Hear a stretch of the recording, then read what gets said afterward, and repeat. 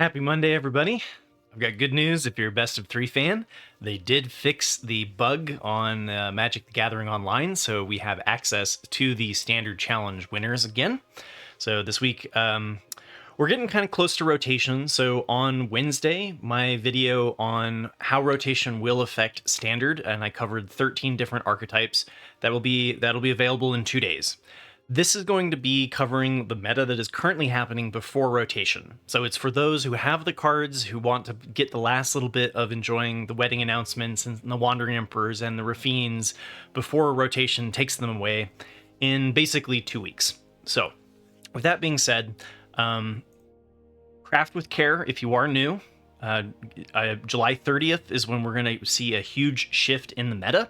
And if you want to know how that's going to affect things, I recommend the video coming out on Wednesday. Now, every Monday, what I like to do is cover the best of 3 and best of 1 decks in Standard, and starting with the tournament winners of the Standard Challenge, which is a very competitive, very excellent tournament on Magic the Gathering Online. So first place here was Esper Midrange by Mogged, and Mogged is a really great tournament grinder. We've seen Mog in the top 3 many a time, and they're usually playing like some sort of aggro deck, but they went with Esper Midrange this week, and kind of, again, I think to kind of get the last little bit, last enjoyment of an archetype that is not really going to be around, at least in its current form, because we're losing Raffine and Dinnik and Wedding Announcement and the Wandering Emperor, which is a big core of the deck. So the other thing I like to do is kind of talk about the changes that have occurred throughout the weeks, just so that if you are returning to Magic, you can kind of get an idea of like what were the choices and the flex spots, what were being pulled out and played instead. And so Mogged decided to lean further away from the Deep Cavern Bat and the Preacher of the Schism, which is another way of kind of going wide. And also took out the Urtai Resurrected, which pairs with the Fairy Mastermind to offset the card that they're drawing. Instead is bringing in a 3rd copy of Dinnik, which works really well against the early aggression of like mono red. And we saw a lot of mono red aggro in the past, a little bit less so this week.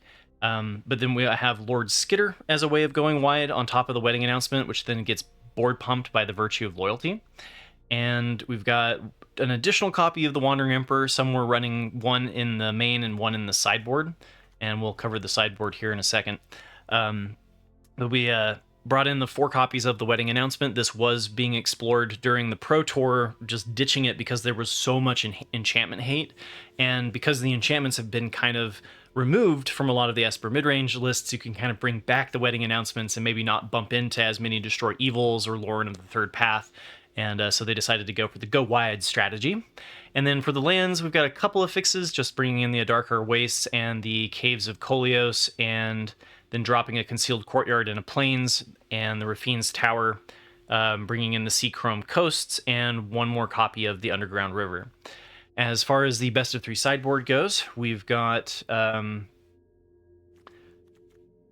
changes from last time I covered it. So they dropped Mogged dropped the Lauren of the Third Path, and dropped the Tishana's Tidebinder, which was a pretty good one to bring in against certain matchups, especially Planeswalkers in like Azorius Control.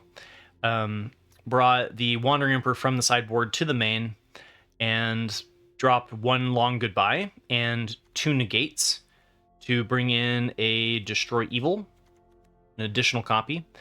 2 copies of the Doorkeeper Thrall. This is a pretty nice one to bring in against the Temur Landfall deck and the Boros Convoke. Anything that has enter the battlefield effects that are important. So like this silences the Knight Errant of Eos and the Imidane's Recruiter. Also the okay, actually maybe not the Temur Landfall, because that one's a triggered ability, not an ETB. So apologies on that one. It's definitely good against Boros Convoke. The other thing, too, is this one is running the pest controls over the temporary lockdowns so that you don't have to have as many white sources, largely doing the same thing, just eliminating all of the tokens. And an additional copy of Rest in Peace. This one I do know is good for the Temur Landfall. Being able to attack their graveyard is also good against the 4-color and the 5-color Legends deck. And then we have 1 additional copy of Aclazot's Deepest Betrayal, so we can bump this up to 2 if we are up against a matchup that fares well against Aclazot's. All right, second place was taken down by Domain by RPA. This is another one that is not going to be surviving rotation, in my opinion, because of losing the Triomes. There's just no really good answer right now for how do we replace that so that we can actually hit Domain. This one took down second place, and if we have to go all the way back to the Pro Tour in week 2 of Outlaws of Thunder Junction, where we saw a top 3 by Domain. It really fell out of popularity, and that was largely because of how much Temur landfall or Temur Control there was. And so this list is doing bringing in some of the new cards that we haven't seen really in the archetype. So we've got like ditching the one Imidane's Recruiter, which can give everything haste, kind of works with the herd migration to not let them have a sweeper. Dropping 2 copies of the Topiary Stomper and kind of leaning further away from the ramp in general, so dropping the Glimpse the Core as well as the 2 copies of Spelunking and the Cartographer's Survey. And instead we're bringing back the old Invasion of Zendikar. This one was ditched from the Domain lists because of it being a good target for Tishana's Tidebinder. So if you play this and then somebody does a Tishana's Tidebinder in response, it does nothing. So particularly weak to that interaction, and that's why we saw the non-battle being favored back in the beginning of Outlaws of Thunder Junction. Since Domain has kind of fallen out of favor, seeing the Invasion of Zendikar come back is not too surprising. What we do see some coming in from the newer builds in Domain is Lightning Helix, and it pairs particularly nicely with the Ancient Cornucopia, being able to gain you 5 life with the Cornucopia in play. So this kind of helps us stabilize against some of the aggro matchups. And then Long Goodbyes were commonly kept in the sideboard and are being brought into the main. And again, just giving you good interaction so that you can stall to your Sunfalls and then win through your Herd Migrations and Atraxa. And as far as the lands go, we dropped 1 Rafine's Tower to bring in a mountain. So a change that we have seen in the past before. And then as far as the best of 3 sideboard, we have a pretty substantial rework. So we dropped the 2 copies of the Chromehose Seed Shark, the Tranquil Frillback, 3 copies of Long Goodbye have been moved from the board to the main, and then dropped 1 Negate. And instead we're bringing in 1 copy of the Disdainful Stroke. This I think is for other Domain matchups that are running Sunfalls and your 4-cost sweepers, but it's also okay against the Boros Convoke strategy because you can use it in response to them convoking out Knight Errant of Eos. And then we've got 2 more Lightning Helixes that we can bring in if it's a good matchup for it. And then we've also got 2 copies of Knockout Blow, so we can lean really heavily if we are going to be bumping into Mono Red. And prior to, a couple weeks ago, Mono Red was the most anticipated matchup in the Standard Challenge on Magic the Gathering Online.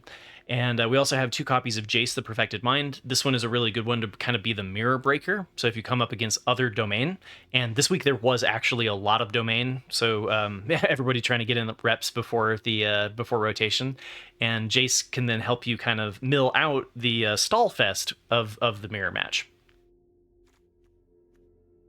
Third place was taken down by Azorius Soldiers by Rem F, who is usually a Temur Midrange pilot, or at least has been a lot of this Outlaws of Thunder Junction.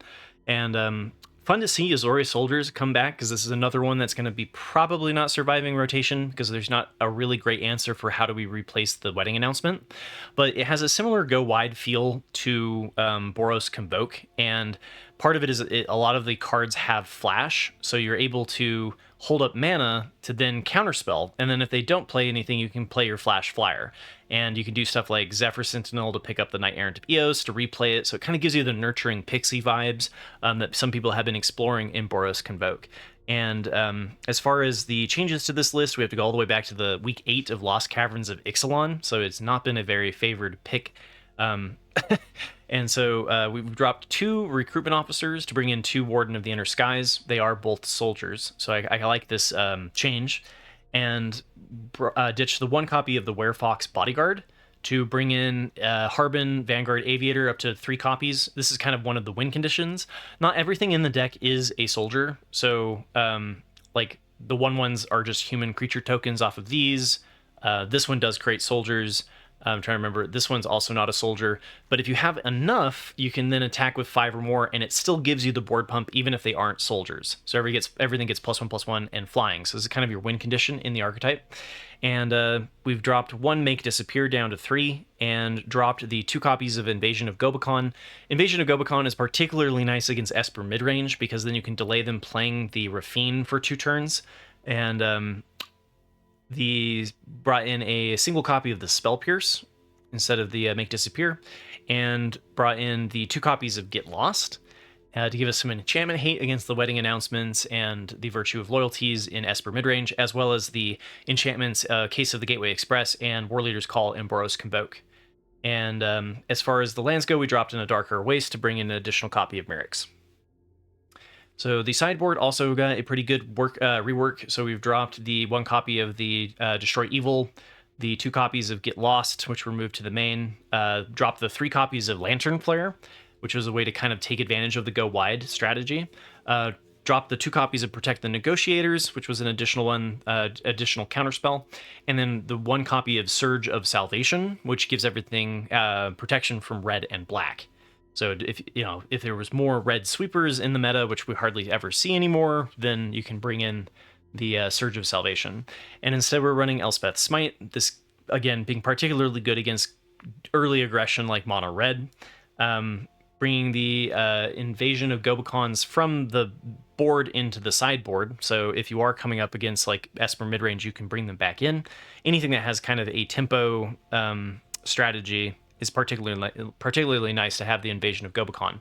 And 2 Aven Interrupters, and this one's nice because like if they play something like Atraxa in Domain, and you can't counterspell it because of the Cavern of Souls. What you can do with Aven Interrupter is stall a turn, right? So you can be like, okay, your Atraxa isn't coming down this turn, it's coming down next turn, right? Even though it can't be countered, it can be delayed by the Aven Interrupter. So I think that's largely what you're going to do, is bring these in if you're up against Cavern of Souls and Atraxa. You can also delay your opponent playing something like Sunfall, or there's other matchups where this is advantageous as well.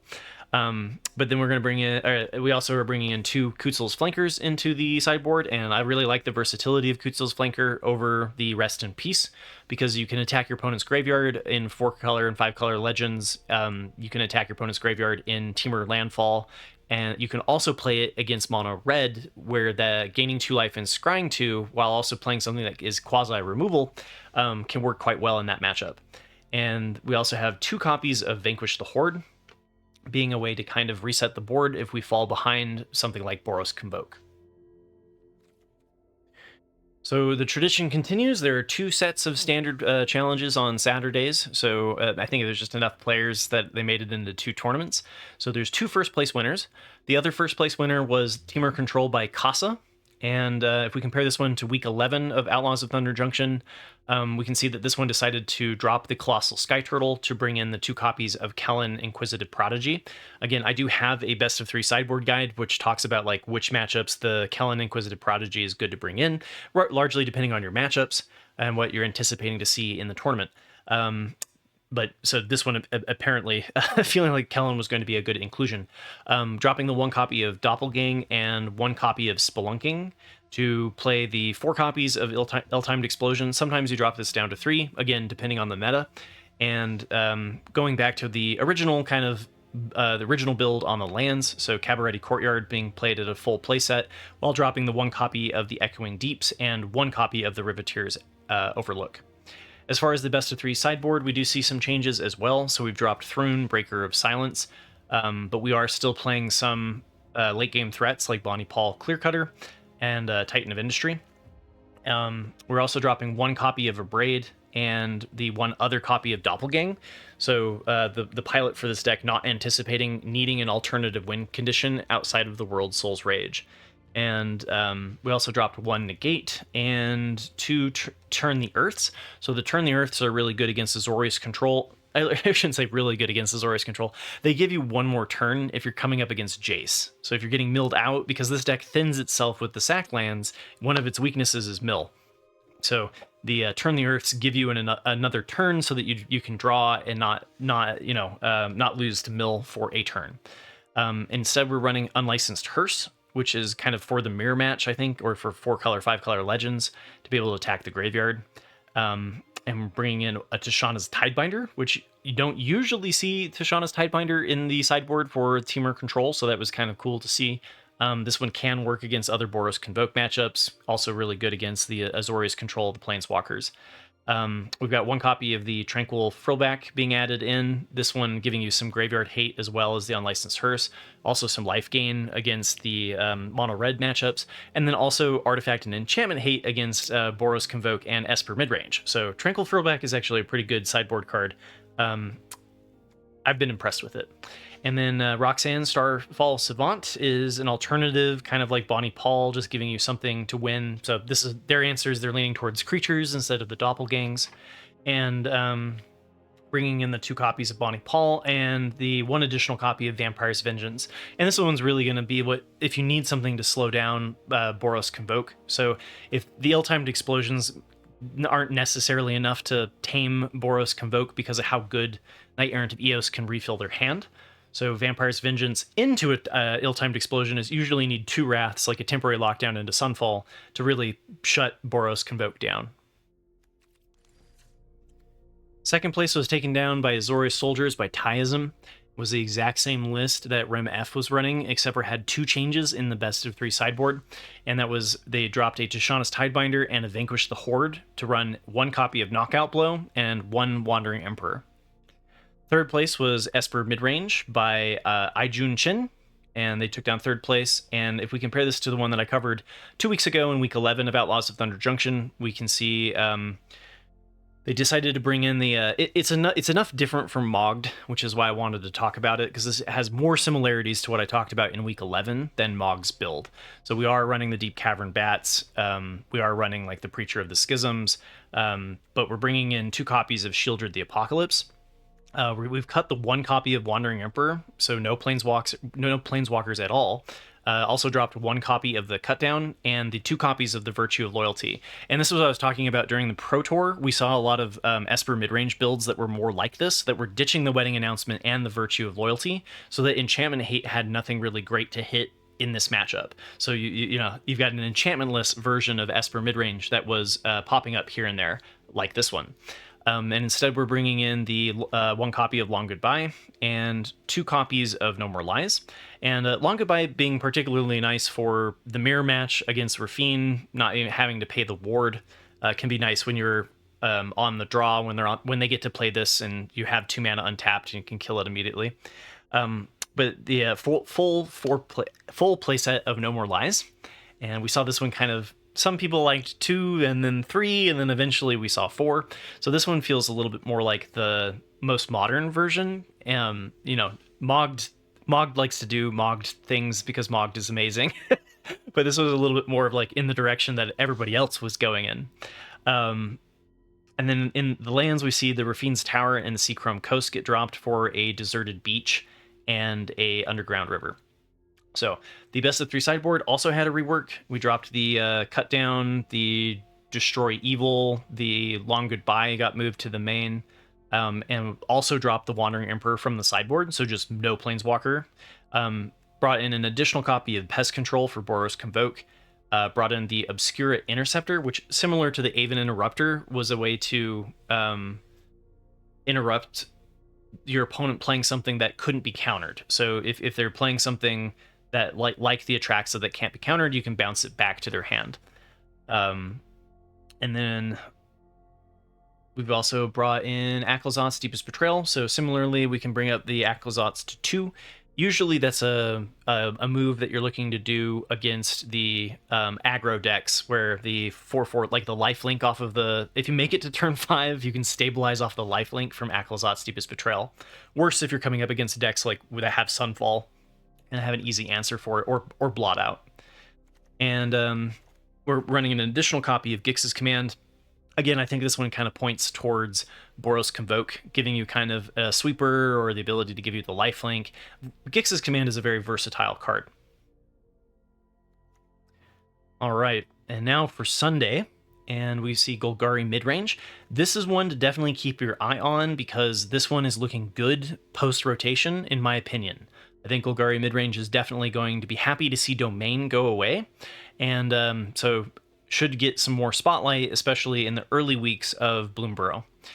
So this one was first placed by Than, and if we compare, we have to go back to week 9. Well, it was last time that I talked about Golgari Midrange in the top 3 in the standard challenge.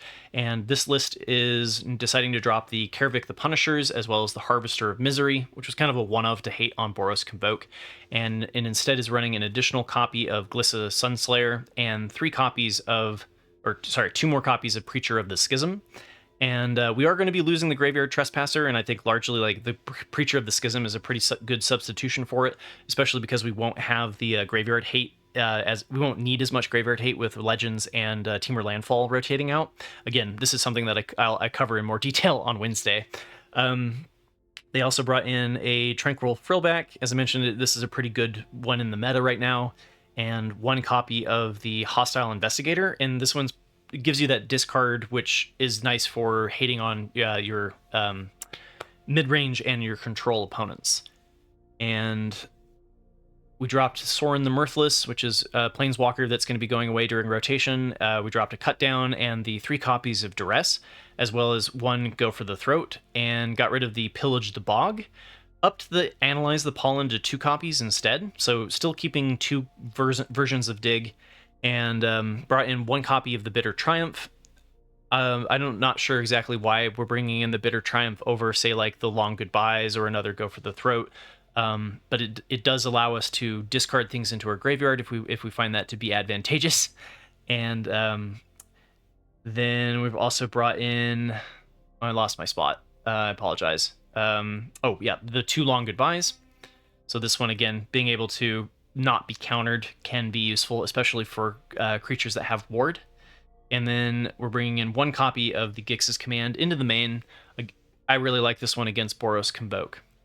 So as far as the lands go, we dropped 1 copy of Boseiju Who Endures and 2 Swamps, and brought in 2 Cavern of Souls. And I think because we're losing some of the slow lands from Midnight Hunt and Vow, we're also going to see Cavern of Souls get used a little bit more for those who are in the control space. My suspicion is that we'll see more of this, just for mana fixing, and bringing in an additional forest.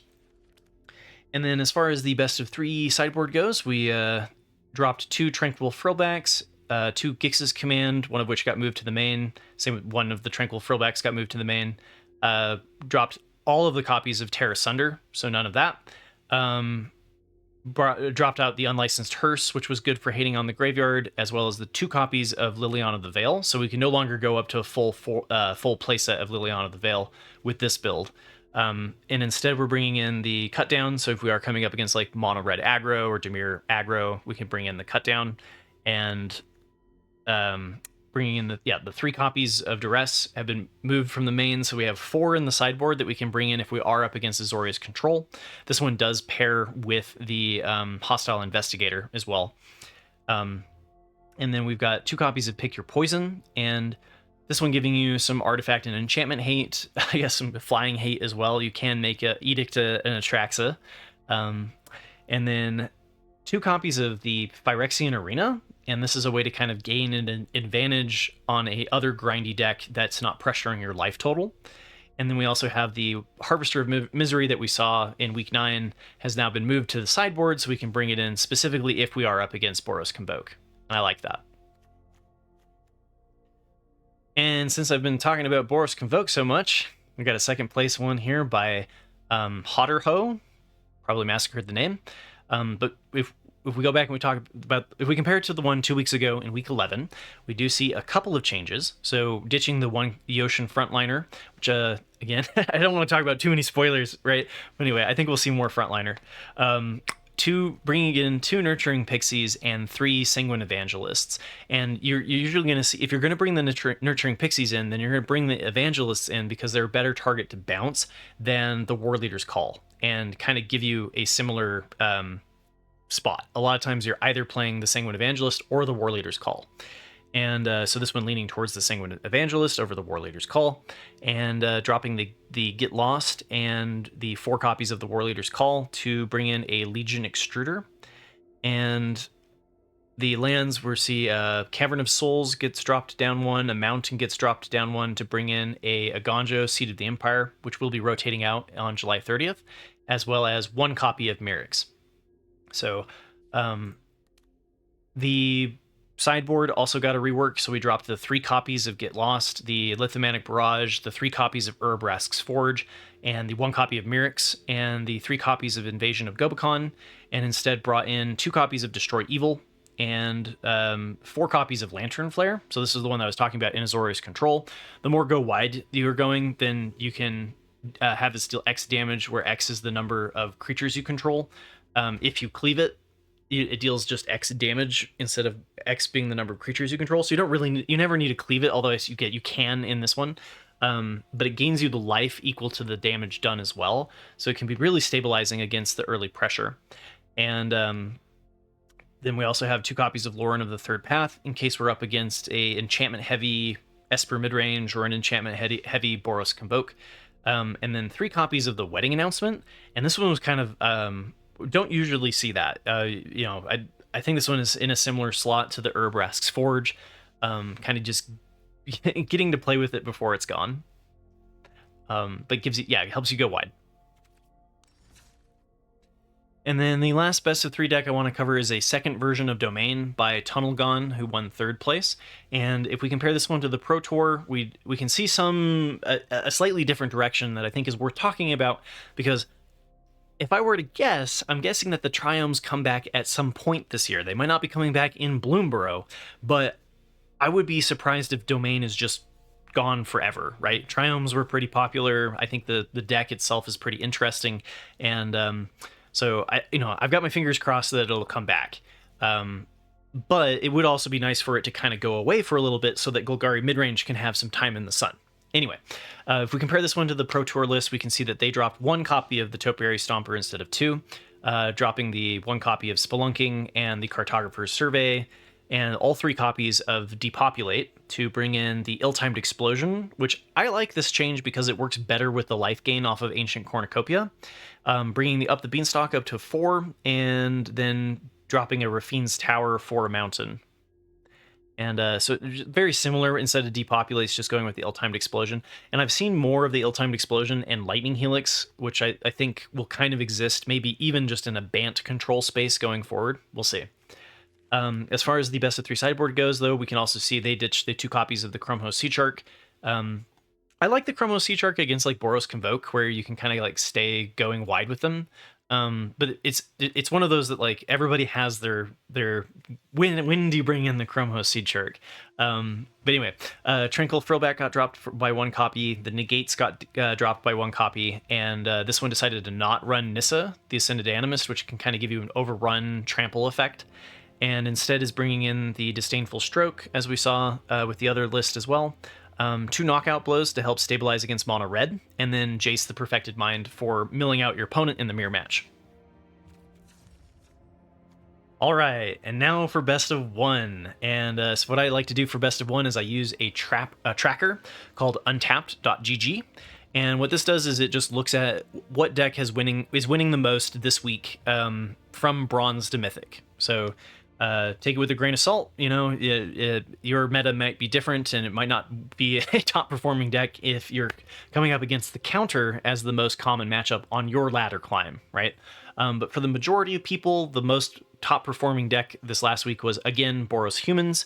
It has been doing very well, I think largely because the Thalia Guardian of Thraben helps disrupt the mono red Prowess while simultaneously disrupting Azorius Control. And so the fact that both of those lean on early spells, Thalia is a pretty good like thorn in their side. And this deck is largely like Boros Convoke, but running Thalia, which most Boros Convoke lists aren't running. But anyway, so this one, and the reason why I'm talking about mono red Prowess and Azorius Control is because usually those make up the majority of the meta. Boros Convoke, Azorius Control, and Mono Red Prowess, at least in my experience, have been usually the most popular decks according to the tracker, and that matches what I experienced as well. Anyway, there's been some changes to this one. I think we've actually seen this version if we go back a couple of weeks, but if I compare it to last week, we've dropped 2 Lunarch Veterans. and 2 Intrepid Adversaries. So getting rid of the Intrepid Adversaries entirely, which helps stabilize against mono red. And I think this shows a little bit of a shift towards the like Azorius Control was just non-existent last week, and I don't know why. And now it's like we're doing really, really well. So I think that since Azorius Control is kind of coming back, Intrepid Adversary doesn't work as well against Azorius Control than it does against mono red. Anyway, Adeline getting dropped here down from 3 to 2 is also another sign, since Adeline kind of gets destroyed by Depopulate and Sunfall. But bringing in the 4th copy of Thalia, Guardian of Thraben, another signal in my opinion. Bringing in the 2 copies of Brutal Cathar, and this one is really good for the Boros Convoke matchup, being able, because like a lot of times you're simultaneously going wide together, and then the Brutal Cathar can remove their targets if you're shifting it between day and night, and that can kind of be the tipping factor in that matchup. Also bringing in the 2 copies of the Sanguine Evangelist. Even leave that 1/1 that gets left over if they do something like Depopulate, works relatively well, and kind of gives us that board pump. And last week the list was running Case of the Gateway Express, which I think was a fun inclusion, but this time, this week it was dropped. And dropping the Inspiring Vantage and bringing up the 1 copy of Mirix, as well as returning back to the full 4 for the Secluded Courtyard, which I like because it makes it easier to cast your one and only non-white card, Imidane's Recruiter. Number 2, according to the tracker, was Rakdos Aggro, and if we compare this one to last week, we can see, 2 weeks ago, week 11, because Rakdos Aggro was getting some hate directed towards it. But anyway, we see that they dropped 1 Feldon and brought in a Fugitive Codebreaker and brought in a Bane Splitter and dropped the Sokenzan Crucible of Defiance. So running 17 lands, and I've seen more and more of the Rakdos Aggro decks exploring going to 17 lands, and I think you can hack it in best of 1 because of the hand smoother. It's certainly not something that I'd feel comfortable doing in paper, but does seem to work in best of 1.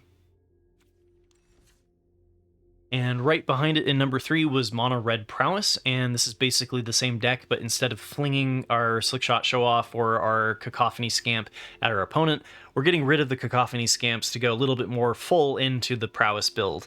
And so compared to last week, we can see they've dropped the kind of exploration of Bloodthirsty Adversary and the Phyrexian Dragon engine, which were both trying to kind of extend how far the deck could go into turns 4 and 5. And instead we're seeing the old Feldon Ronom Excavator come back, which gives the deck some dig, helps you kind of find additional answers on top of the Ancestral Anger. And then we're dropping the 2 copies of Shock. Some lists like to run the Shock on as well as the Play with Fires and the Lightning Strikes. I think a full playset of Shock and Play with Fire and Lightning Strike is definitely an interesting way to go, and largely will be matchup dependent. About which one's, the best, right? Demonic Ruckus here going from 4 to 3. This one's a particularly nice card against Boros Convoke, even especially being able to give your Slickshot Show Off the Menace to get around the 1/1 blocker off of Sanguine Evangelist. And to kind of... and then we're also bringing in 2 copies of Mountains. So we were running all the way down to 18 in the Mono Red Prowess, 17 in the Rakdos Aggro, and so bringing in a little bit more of the Mountains here. I'm not 100% sure I agree with that. It does help you kind of go a little bit later if you are refueling out of the Fugitive Codebreaker, but a lot of times that I play this archetype, like if they have an answer for it, you just like go, okay, I'm on to the next one, right? So, but anyway, the reason why I use a tracker is to kind of remove my bias. All right, number 4, according to the tracker, was Azorius Control. And if we compare this one to the one that I talked about last week, we see another signal that Azorius Control is kind of coming back to the ladder. And that's the inclusion of the 4 copies of Jace the Perfected Mind, particularly nice in the Azorius versus Azorius mirror match, which is very grindy and often comes down to mill. We also see 2 Kutzel's Flankers being brought into the main. This one I think signals, this is a good option against mono red, but also if there is some Temur Control, which from what I'm looking at, it doesn't look like there's a huge rise of it, but it gives you some graveyard hate. And we're dropping the Final Showdowns, which were being explored as a full 3 of last week, and now we're back down to just 1. We've got the 4 copies of the Phantom Interference are getting dropped, but we're not bringing back the Deduce, which I thought was kind of interesting. We're also dropping the 3 Steps Ahead, so just leaning further away from counterspells in general, and also dropping 1 Temporary Lockdown. So this is another sign to me that Azorius Control was a little bit more popular this week than last week, because Temporary Lockdown is a dead card, and not a particularly good card in the mirror match, and so it's not often... You'll often see Temporary Lockdown starting as 2 in best of 3, and then being sided into a full 4 in best of 3 against Boros Convoke. In best of 1, you kind of have to play off of what the meta is, and so this will fluctuate usually between 2 and 4, depending on how many of your matchups are actually going to be Boros Convoke.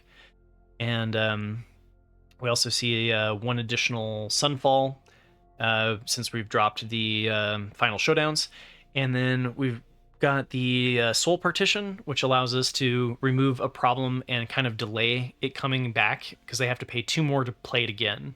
And so this kind of slows the early pressure. And we've seen this kind of come and go throughout the weeks. And we also got 1 Celestis. This one can pair with Teferi, which this list is not running, but gives you kind of that life gain and filtering. And then the land's got a slight rework as well, so we're only running 2 copies of the Field of Ruin instead of the full 4, dropping 2 islands and 2 Myrics and a plains for the Pain lands of A Darker Waste and the Surveil lands of Meticulous Archive, and the 3 copies of the Azorius Fastland Seachrome Coast. Number 5 was Boros Convoke, and if we compare this one to last week, we can see that they decided to bring in the Regal Bunnycorn, and this is looking like a pretty good archetype post-rotation. I will show you guys my rotation version come Wednesday, but really the only piece that's going to hurt is the Voldaren Epicure, and maybe, if you're a fan, the Sundown Pass, which I hate with a fiery passion. But so we've got the Regal Bunnycorn.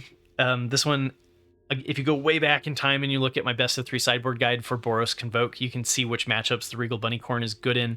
It is matchup dependent, but it does have a place in the meta, especially when you're dealing with a lot of red removal. As long as you play the Bunnycorn when it's a large threat, can kind of be problematic for some decks. So like if you're up against other Case of the Gateway Express, for example. But this one dropping 1 copy of the Case of the Gateway Express, as well as the 2 copies of the Lightning Helix. I think kind of, we've seen a slight relaxation maybe in the just sheer number of mono red prowess players. And instead we're seeing more control players, so we bring back the War Leader's Call. And the Battlefield Forge being dropped out here, as well as 2 Inspiring Vantages and a Myrics and a Sundown Pass to bring in 2 Cavern of Souls, up to a total of 4, and 1 Plains, as well as 2 Thran Portal. And let me tell you, I would rather run a 3rd Thran Portal than the Sundown Pass, but that's just me. All right, number 6 is Mono Red Aggro, and this one we've seen kind of... last week it was kind of merging into Mono Red Prowess, and throughout the weeks we've kind of seen it come back as its original identity and then kind of go back to being more towards Mono Red Prowess. Again, depending on how the meta is and whether or not... Mono Red Aggro tends to do better against single point interaction. So if people are bumping up the amount of single point interaction they have, then the Slickshot Show Off does worse, and the Mono Red Aggro, the original build that doesn't have the Slickshot Show Off, starts to do better. And so this week we do see Mono Red Aggro is lower than the Mono Red Prowess, but is enough that like it's eked its way into the top 8. And so this one is dropping the Fugitive Codebreaker, the Slickshot Show Off, instead is running the 4 copies of the Phoenix Chick and the 1 copy of the Shivan Devastator and the 2 copies of the Bloodthirsty Adversary, and the 4 copies of the Charming Scoundrel, 2 copies of Felden, and the 2 copies of Squee, which is kind of like the older version of Mono Red before Slickshot Show Off really came into the scene.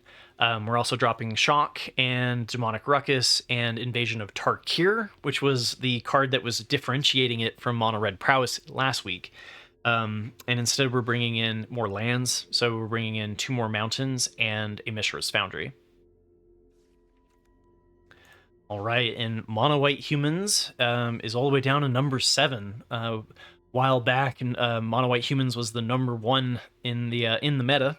So we are seeing signs of a healthy meta that's not just completely stagnant. There is some rotation that's occurring, and I do think that it'll be it'll be worth keeping our eyes on Knight Errant of Eos and whether or not it's a because they were debating banning this card and they decided not to, and so post rotation it's possible that there's some things down the line that make me think that maybe Knight Errant of Eos isn't going to be as well positioned because they decided not to ban it.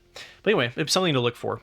Number 7 is Mono White Humans. Compared to last week, we can see they ditched the Resolute Reinforcements and instead are bringing in 2 copies of the Intrepid Adversary, so bringing all the way up to 4, and then bringing in an additional copy of the Brutal Cathar.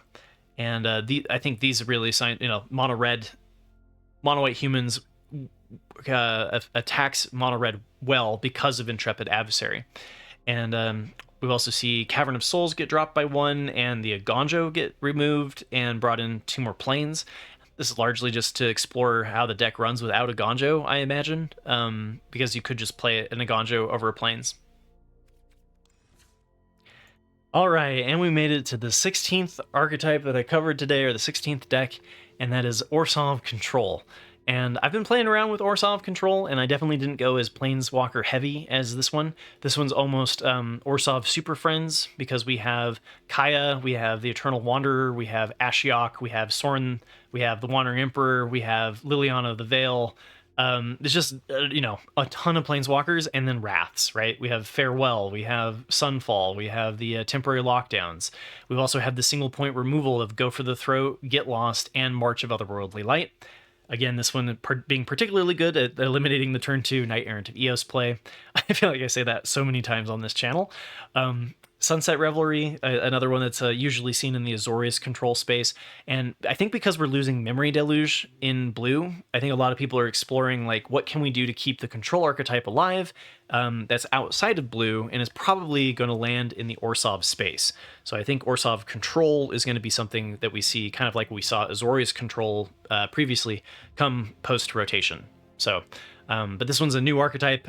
We haven't seen this one in the top 8, and so there's definitely some renewed interest in the area, as well as just being able to play with some of the broken cards before rotation. So remember to click like and subscribe if you like this sort of thing. I do one every Monday to cover the best of 1 and best of 3 meta. It will take a little bit of time for us to see a shift in the meta after rotation, so it won't be immediate, but I will be, of course, doing some theory crafts to celebrate the new cards from Bloomburrow. And then, like I mentioned, on Wednesday, I will be going over my how rotation will affect Standard and everything that I just talked about today. What I speculate how it will change. Tomorrow, we're going to be talking about the community deck techs. So if you have a deck of your own that you would like feedback from myself or from just members of the community, look for that over on the community tab. And then I also do a gameplay video, at least one a week, based off of a off-meta deck that you guys vote on every Sunday. So that's kind of my spiel. I hope you guys all found this helpful. Let me know in the comments below. Always helps boost my spirits and keep me going. Appreciate it. And take care, everybody.